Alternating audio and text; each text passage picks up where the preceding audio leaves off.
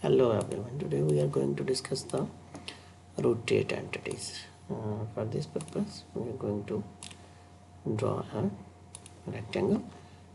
From the menu select the rotate entities and select the lines. The lines are automatically selected because there is only one rectangle here, and center of the rotation we have to select the point about which we want to rotate this rectangle.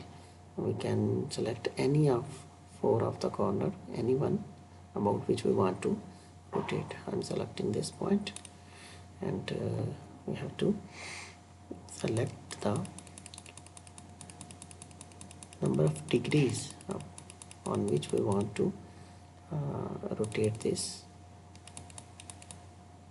rectangle. You can also rotate it in the negative direction.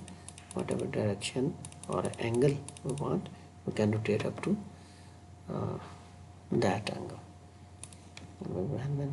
When it will be okay, the rectangle will be drawn.